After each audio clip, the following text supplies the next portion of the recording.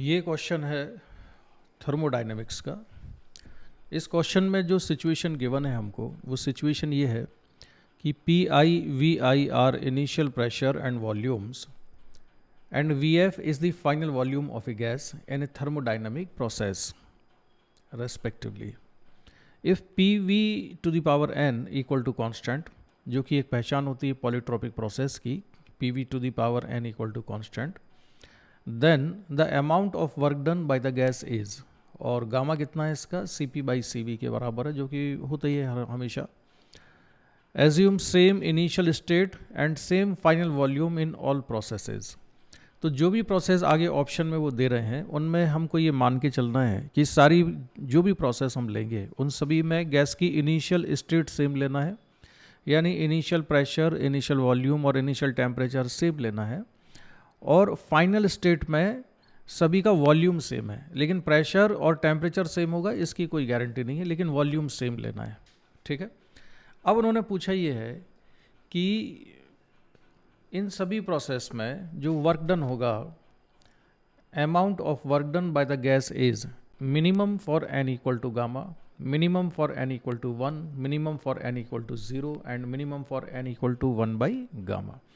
तो हमको ये बताना है कि इनमें किस प्रोसेस में जो वर्क डन होगा वो मिनिमम होगा।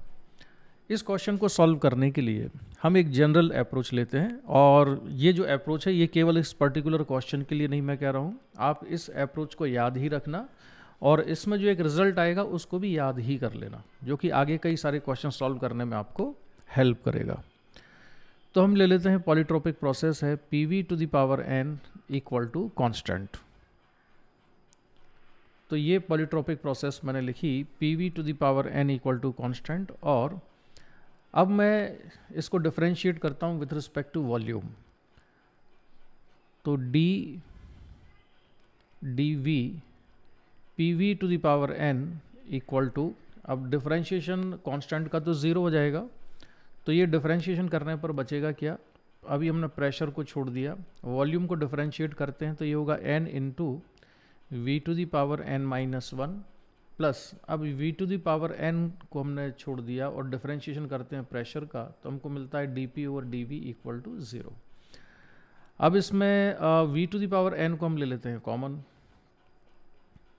तो V to the power n को अगर हम कॉमन ले लें तो यहाँ से बचेगा p into n upon v plus D P over D V equal to 0। यहाँ से dp ओवर dv की वैल्यू हम निकालेंगे, तो dp over dv equal to आ जाएगा minus N P upon V के बराबर। तो ये हमको याद रखना है कि पॉलीट्रोपिक प्रोसेस में pv to the power n वाली प्रोसेस में dp ओवर dv की वैल्यू कितनी होती है, minus N P over v के बराबर होती है।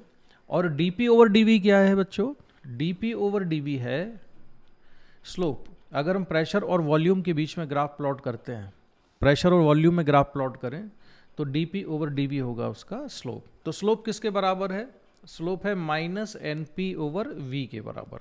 ठीक है। अब मैं ज़रा एक डायग्राम बनाता हूँ, यहाँ पर pv डायग्राम बनाता हूँ। तो pv डायग्राम ये y एक्सेस बना ली हमने, इस पर हम प्रेशर को लेंगे, और ये ले लिए हमने x एक्सिस है, यहाँ पर है वॉल्यूम,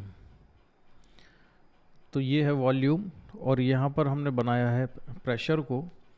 अब इस क्वेश्चन में जितनी भी प्रोसेस हैं सभी प्रोसेस में फाइनल वॉल्यूम सेम है, यानी फाइनल वॉल्यूम को अगर मैं दिखाऊं तो ये वाला जो वॉल्यूम है इसको मैं दिखा रहा हूँ, ये फाइनल वॉल्यूम है, और जो इनिशियल स्टेट है सभी में वो इनिशियल स्टेट भी कैसी है, सेम है। तो इसको मैं मान लेता हूँ कि ये इनिशियल स्टेट है।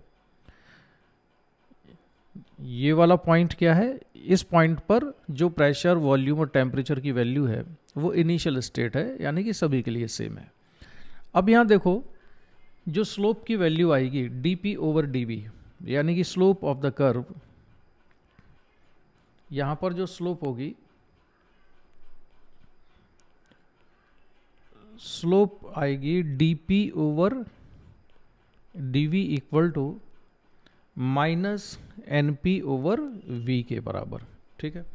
अब ये स्लोप डिपेंड करेगी, या स्लोप का जो मॉड है, मैं स्लोप का केवल मॉड लेता हूँ यहाँ पर और क्लैरिटी आएगी। स्लोप नेगेटिव है ये तो क्लैरिटी क्लियर है ही।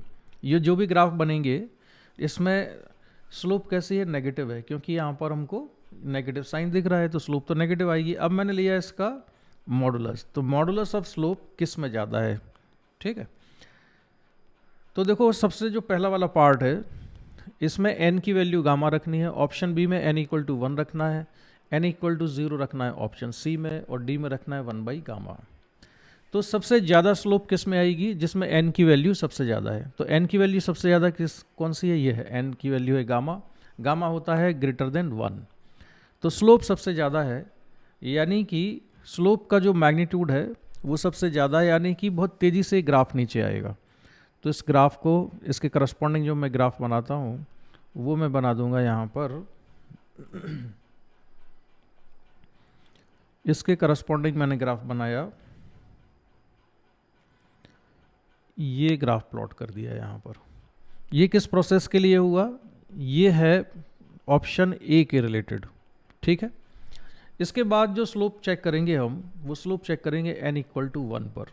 तो n इक्वल टू 1 कौन सी प्रोसेस होती है, वैसे अगर मैं इसमें n इक्वल टू 1 रख दूं, इस वाली प्रोसेस में n 1 रख दूं, तो pv इक्वल टू कॉन्स्टेंट, ये आइसोथर्मल प्रोसेस होती है। आइसोथर्मल प्रोसेस में स्लोप एडियाबैटिक के कंपैरिजन में ऑलरेडी कम होती है, और ये सभी आप लोगों को याद है कि जो स्लोप होता है आइसोथर्मल कर्व का कम होता है as compare to adiabatic process. उसका रीज़न भी आपको यहाँ पर दिख रहा है कि इसमें n की वैल्यू कितनी है, 1 है, जबकि ऑप्शन ए यानी एडियाबैटिक प्रोसेस में n की वैल्यू कितनी थी, गामा। तो ये ग्राफ आना तो कहाँ पर है, यहाँ से स्टार्ट होकर यहीं तक आएगा, क्योंकि फाइनल वॉल्यूम सेम रखना है हमको, लेकिन इसका स्लोप कम होगा। तो स्लोप कम है तो मैंने यहाँ तक बना लिया इसको ऐसे। तो ये किसके करस्पॉन्डिंग बना दिया मैंने, ऑप्शन बी के करस्पॉन्डिंग, ये वाला। ऑप्शन सी पर आते हैं अब हम। तो ऑप्शन सी में n की वैल्यू कितनी है, 0 है।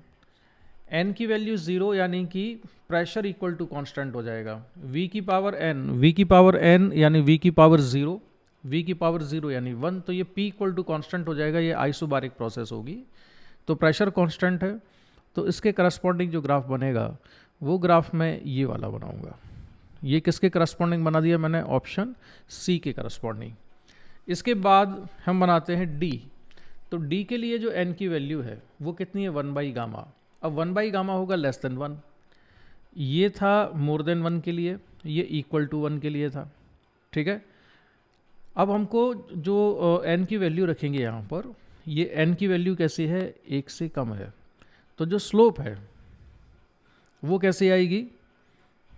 देखो अगर ये n की वैल्यू ज़्यादा होती तो स्लोप ज़्यादा होती है, तो n की वैल्यू ज़्यादा थी तो ये आ गया, यानी गामा थी ऑप्शन ए में, तो ये वाला ग्राफ आया था। अब n इक्वल टू 1 के लिए ये वाला आया था। अब n इक्वल टू अगर हम 1 से थोड़ा कम रखेंगे, ठीक है, तो ये कहाँ पहुँच जाएंगे हम, तो स्लोप थोड़ी और कम हो जाएगी। तो इसके करस्पॉन्डिंग कुछ ग्राफ ऐसा आ गया। ये किसके लिए हुआ, डी के अक्रॉस, डी के करस्पॉन्डिंग ग्राफ हमने बनाया, ठीक है। तो सबसे ज़्यादा स्लोप किस में है, इसमें स्लोप सबसे ज़्यादा थी, इसमें स्लोप और कम थी। सबसे इसके बाद जो कम स्लोप वाली जो चीज़ है वो कौन सी, ये वाली है, ठीक है। इसमें स्लोप जो n की वैल्यू वो लेस देन 1 है, तो स्लोप कम हो गई है, और यहाँ पर तो स्लोप 0 ही हो गई है सी में, क्योंकि n की वैल्यू 0 थी, ठीक है। तो स्ट्रेट लाइन आई। तो इस तरह से ये ग्राफ बनेंगे। अब हमको चेक करना है इसमें वर्क डन। तो वर्क डन देखने के लिए हम सिंपली ये देखते हैं कि एरिया कौन सा सबसे ज़्यादा होगा। अगर पहले केस में अगर मुझे वर्क डन निकालना है तो वर्क डन इस एरिया के बराबर होगा। Area under graph PV diagram जो बनाते हैं उसमें ये वर्क डन आएगा। तो ये वर्क डन कैसा है, लीस्ट है। अगर हमें प्रोसेस बी का वर्क निकालना है तो एरिया चाहिए होगा इसके नीचे वाला, ये वाला एरिया आएगा। तो ये वर्क पहले वाले से ज़्यादा है। अगर मुझे इस वाली प्रोसेस का वर्क डन चाहिए तो ये वाला एरिया आएगा, तो ये पहले से और ज़्यादा है। और इसी क्वेश्चन में अगर उन्होंने पूछा होता कि मैक्सिमम वर्क कौन सी प्रोसेस में होगा तो हम वो भी निकाल सकते थे। तब ये जो एरिया है वो कौन सा लेते हैं हम, ये वाला। So this area is maximum. इस वाले एरिया से जो वर्क डन आएगा या इस एरिया की जो वैल्यू आएगी वो मैक्सिमम आएगी, इसलिए वर्क डन मैक्सिमम है। तो वर्क डन मैक्सिमम किस में है, इस वाली प्रोसेस में है, और मिनिमम किस में है, ए में है। तो इस क्वेश्चन का जो आंसर होगा वो आंसर तो है ए के बराबर, ऑप्शन ए इज करेक्ट। लेकिन इस क्वेश्चन को हमने जो सॉल्व किया है उसको सॉल्व करने का पर्पस केवल आंसर निकालना नहीं था, ये अप्रोच याद रखना, और आप इसमें ये स्लोप भी याद रखना। पॉलीट्रोपिक प्रोसेस में जो स्लोप होती है वो -NP/V के बराबर होती है, और स्लोप का मॉड हम चेक करेंगे तो पता चल जाएगा कि ग्राफ कितनी तेज़ी से नीचे आता है। ठीक है, तो चलिए आज के लिए इस वाले क्वेश्चन को ही हम डिस्कस कर पाएंगे, और ज़्यादा टाइम है नहीं हमारे पास में। ठीक है, थैंक्स फॉर वॉचिंग।